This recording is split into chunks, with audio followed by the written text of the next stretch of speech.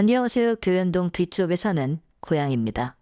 이제 새학기가 시작을 하고 은근히 이제 여러분들 메일 보낼 일들도 많고요. 전화로 따로 연락을 해야 되는 일들도 많은데 그런 데서 사용하는 메일 보내는 법 그리고 전화하는 법 그 두 가지를 한번 같이 알아보려고 합니다.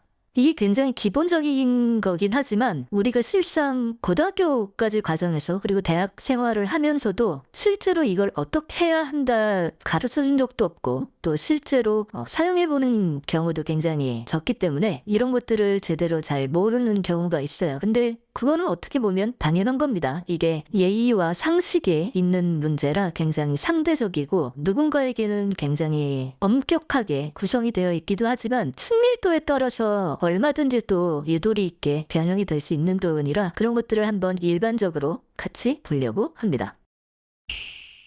자, 우선은 메일 작성에 대해서 한번 같이 알아볼 텐데 우리가 이제 일반적으로 대내적으로 우리 내부에서 메일 보내는 거 그리고 대외적으로 학교 밖의 사람에게 메일을 보낼 때 그렇게 두 가지를 한번 같이 알아보도록 하겠습니다. 자, 메일이라는 거를 여러분들이 이제 너무 쉽게 생각하는 경우도 있고 너무 어렵게 생각하는 경우도 있는데 너무 쉽게 생각하는 경우는 우리가 이제 카카오톡이나 그냥 문자 주고 받듯이 사용하는 경우가 있어요. 근데 메일이라는 거는 어쨌거나 기록이 남는 공식적인 문서예요. 그렇기 때문에 어느 정도 예의를 갖춰서 사용을 하는 게 중요합니다. 메일을 작성하는 법이라는 건 결국은 우리가 예전에 초등학교? 중학교? 그때 배웠던 편지 쓰는 법 있잖아요. 편지 쓰는 법 해서 부모님들께 한번 편지 써보고 해본 사람들이 있을 텐데 그런 거랑 비슷하다고 생각을 해주면 됩니다.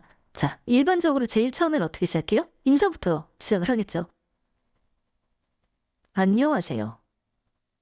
그 다음에는 내가 누군지를 밝히겠죠. 이 부분에서 이제 굉장히 장황해지는 경우가 많아요. 장황해지는 게 어디 어떤 학생입니다. 예전에 어땠던 누구입니다. 가장 많이 실수하는 건 본인을 어떤 아이입니다. 그렇게 지칭하는 경우 있는데 그러지 말고 간단하게 예를 들어서 여러분들 그냥 이제는 소속이라는 게 있잖아요. 여러분들 학교 외에 나중에 취직해서도 소속이실 테니까 먼저 내가 누군지 소속을 밝혀주면 됩니다. 예를 들어서 미디어 콘텐츠 학과 1학년 누구입니다. 이 정도만 해도 괜찮아요. 이 정도만 해도 왜냐면 우리가 내부적으로 사용할 때는 여러분들 학교가 대표적인 소속이 되고요. 그리고 그 안에서 이제 몇 학년인지를 보통 밝혀주는 게 어떤 수업과 연관이 되어 있는지 지금 상황이 어떤지 그런 것들을 파악하기 쉽기 때문에 이 정도 식으로 여러분들이 해주면 됩니다. 만약에 직장생활에서도 마찬가지겠죠. 직장생활에서도 소속을 먼저 밝혀주는 거죠. 예를 들어서 뒤에 만약에 직급이 달린다면 제일 먼저 안녕하세요 인사하고 내가 누군지 지금 메일을 보내는 사람이 누군지를 밝혀주는 게 중요합니다. 자, 그러면 계속해서 한번 해보죠. 자, 그 다음에 이거는 선택 옵션이에요.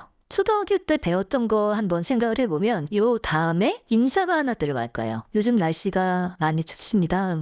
감기 조심하시길 바랍니다. 오늘 굉장히 화창한 봄날이 오고 있습니다. 이런 식으로 간단한 인사를 해주는 게 좋겠죠. 예를 들어서 이미 어느 정도 친분이 있는 사람이라면 이런 것들은 간단히 생략을 해도 되지만 내가 만약에 이 사람하고 처음 메일을 주고받는다. 이전에 서로 직접 얼굴을 마주하거나 대면해 본 그런 접점이 없다라고 한다면 여기서 한번 인사를 해주는 게 좋습니다. 날씨가 많이 찬데 감기 조심하시길 바랍니다. 자, 그러면 이제 본격적인 본론이 이 밑에 시작이 됩니다. 여러분 메일을 적을 때도 핸드폰으로 우리가 요즘엔 메일 많이 적다 보니까 그냥 줄바꿈이나 문단 구분 없이 그냥 막 적는 경우도 많은데 이런 것들은 하나하나 덩어리 이렇게 돼서 이 부분은 인사예요. 그리고 이 부분은 내가 진짜 메일을 보낸 이유가 여기에요. 그리고 마지막에 인사 요 정도 구분을 지어주는 게 좋습니다. 아마 여러분들이 제일 많이 메일을 보내게 될 게 이제 공결 신청을 한다든지 아니면은 다른 그 출석 인정 그런 것들에 대해서 메일을 많이 보내게 될 텐데 일단 그런 거를 하나 기회를 잡아서 한번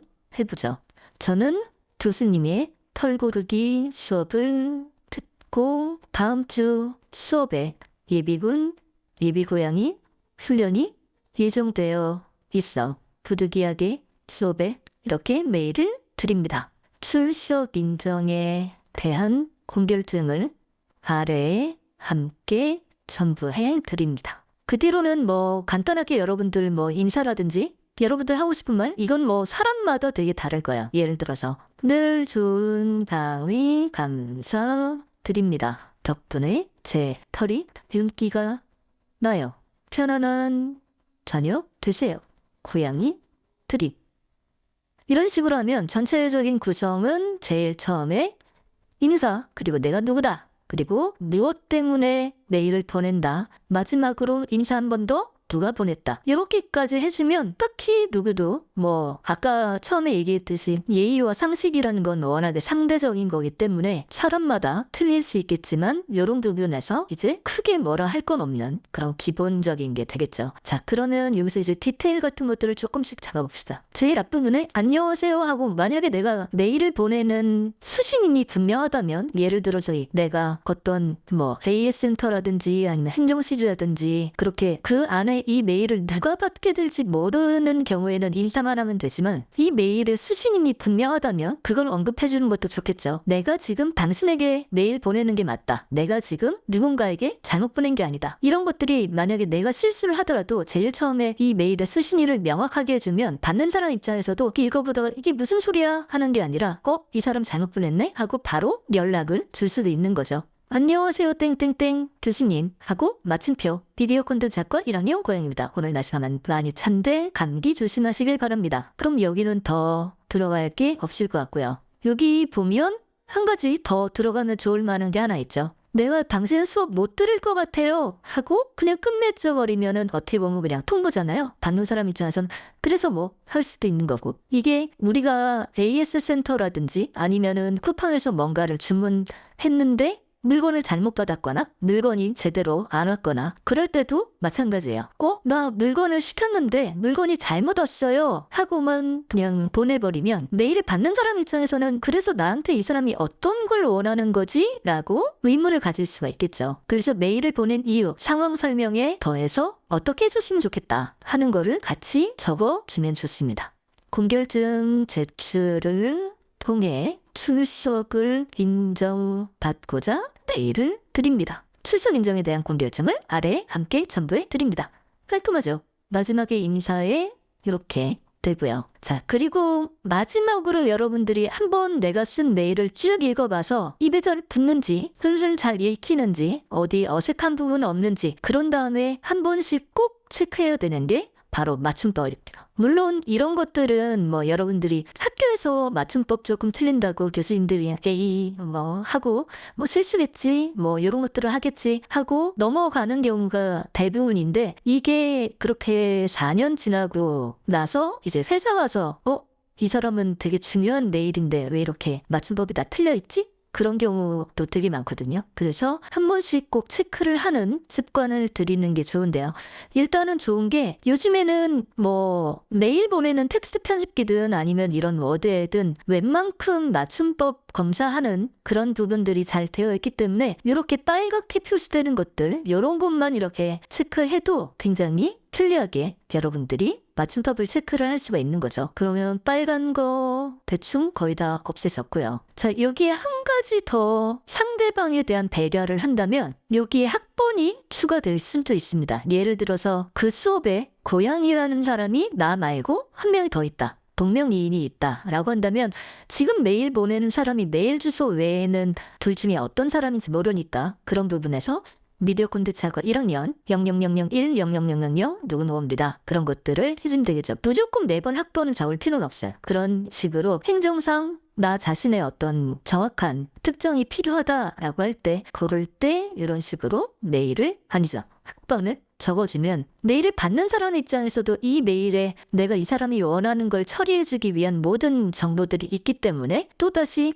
그래서 학생 학번이 어떻게 되죠? 라고 왔다 갔다 할 필요 없이 한 번에 처리가 될 수 있겠죠. 자, 그럼 대외적으로도 한번 봅시다. 대외적으로 메일을 보내는 경우에는 여러분들이 학생회 활동하면서 이제 누군가 외부에서 강연을 온다든지 아니면은 가장 많이는 졸업 전시회 초대나 아니면은 도록을 보내주는 일, 그런 일들이 있을 텐데 그런 경우도 한번 같이 보죠. 안녕하세요. 인사는 똑같고요. 고양이 기획 인사 담당자님, 저는 건국대학교 디자인대학 미디어 콘텐츠학과 고양이입니다.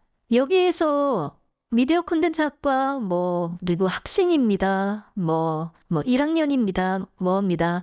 그런 거를 굳이 쓸 필요는 없다고 생각해요. 만약에 정말 연락하는 나 자신을 학생이 아닌 교수로 착각할 수 있으니 그걸 분명히 하고 싶다라고 한다면 미디어 콘텐츠학과 학생의 고양이입니다.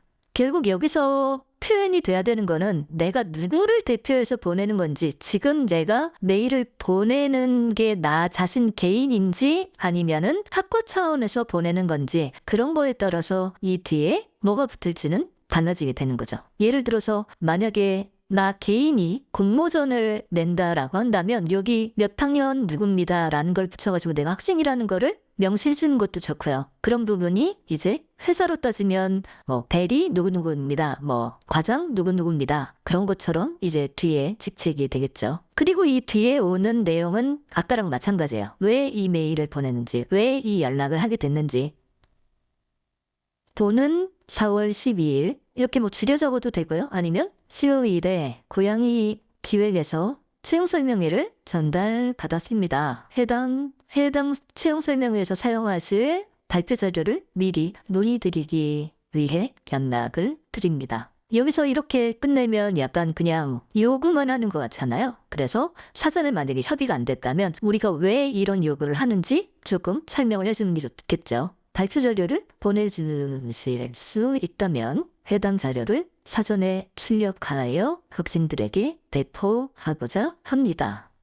이렇게 하면 내가 이거를 뭘 요구하는지, 그리고 단순하게 그냥 이거 해줘 하는 게 아니라 왜 우리가 이런 걸 요구를 하는 건지에 대한 설명도 되니까 저쪽에서도 괜히 오해하는 일 없이, 가끔 그런 일들 많이 생기거든요. 우리 쪽은 충분한 이유가 있어가지고 저쪽에 요구를 하는 건데 저쪽에서는 이제 그거를 곡해해서 잘못 오해를 한다든지 그런 경우도 있을 수 있으니까 이런 식으로 충분히 설명을 붙여주는 게 좋고요. 마지막에는 결국 또 인사죠. 고양이 기획에 많이 기대하고 있습니다. 실제로 얼굴 뵙고 인사 나눌 날을 기다리겠습니다. 여기서 그냥 날씨 얘기를 해도 되고요. 추운 겨울 감기 조심하세요. 날씨가 많이 덥네요. 감기 조심하세요. 그런 걸로 마무리할 테고요. 마지막에 이런데 외부적으로 보낼 때는 건국대학교 기자인데요. 미디어 콘텐츠과 고양이 트립 이런 식으로 마지막에 이제 소속을 밝혀주면서 마지막에 이렇게 매짐을 해주면 큰 무리 없이 내일이 완성이 되겠죠. 여기서도 마찬가지로 빨간 게 이렇게 떴네 눌러보고 문의드리기 맞춤법 같은 거 크게 이상 없으면 이제 보내면 되겠죠. 자, 우리가 전화를 통해서 무언가를 물어보거나 무언가를 요청하거나 하는 것도 이거랑 똑같아요. 전화는 말로 한다 뿐이지 앞에 메일 보내는 거랑 마찬가지입니다. 제일 처음 인사 안녕하세요. 그리고 소속 밝히기 미디어 콘텐츠학과 1학년 고양이입니다. 제가 수강 신청에 대한 메일을 보내드렸는데 아직 수신 확인이 되지 않아 확인차 한번 전화 드렸습니다. 바쁘지 않으시다면 괜찮다면 요거는 그냥 인사말이죠. 바쁘시지 않으시다면 메일을 확인해 주시면 감사하겠습니다. 그 다음엔 이제 자연스럽게 통화를 하면 되겠죠. 그쪽에서도 저희가 일이 바빠서요. 아니면 저희 체크했는데 아마 수신 확인이 제대로 안 됐나 봐요. 바로 확인해서 답장 드리겠습니다. 그런 식으로 해서 처리가 되겠죠. 전화통화 마지막 하는 거는 큰 어려움이 없을 거고요. 회사에서도 마찬가지예요. 회사에서도 내가 먼저 전화를 걸었을 때는 안녕하세요. 고양이 기획 디자인팀 고양입니다. 저희가 기획안 메일로 보내드렸는데 이게 급한 일이라 아직 수신 확인이 되지 않아 확인차 연락드렸습니다. 혹시 시간 괜찮으시면 저희 메일로 보내드린 기획안 확인해 주시면 감사하겠습니다. 그런 식으로 이제 정리될 수가 있겠죠. 만약에 전화를 받는 입장에서는 조금 틀려져요. 먼저 전화 받은 입장에서 여보세요로 끝날 수도 있지만 보통은 네 고양이 기획 디자인팀 고양입니다 까지 나오는 게 보통이고요. 그러면은 이제 전화를 건 쪽에서도 내가 전화를 제대로 잘 걸었는지 내가 목표로 한 전화 수신자가 맞는지를 확인할 수 있고 그게 확인이 되면 네 저희 쪽은 강아지 기획 어디입니다. 어떤 것 때문에 연락드렸습니다. 이런 식으로 되는 거죠.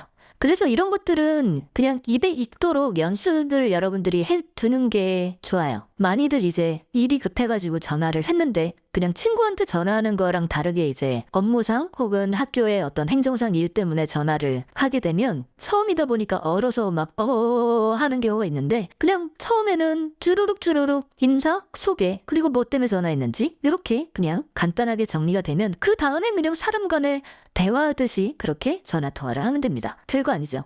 자, 그리고 마지막으로 한 가지 추가로 설명을 한다면 인터넷에서 이제 메일 작성하는 법 혹은 전화 통화하는 법 그런 것들을 찾아보는 와중에 이상하게 잘못된 정보를 가지고 있는 경우가 있는데 대표적인 게 압존법이란 게 있어요. 압존법이라는 거는 예를 들어서 조직이 굉장히 그 위계 질서가 다탄할 때 예를 들어서 부장님한테는 과장을 낮춘다든지 과장님 앞에서는 대리를 낮춘다든지 그렇게 해서 부장님 과장님이 내일 회식 어디로 갈까 여쭤보라는데요? 라고 하면 갑자기 막 부장이 불같이 화를 내가지고 과장이 나보다 위야! 나한테 과장님이라니! 막 그런다고 떠도는 얘기들이 있는데 아직까지 그런 경우가 있을 수도 있어요. 있을 수도 있는데 적어도 학교에서는 누가 위고 누가 아래고 라는 거 없이 다 같이 존중을 하기 때문에 뭐 누구 앞에선 누구를 낮추고 누구 앞에선 누구를 높이고 그러는 경우는 잘 없고요. 그리고 요즘에는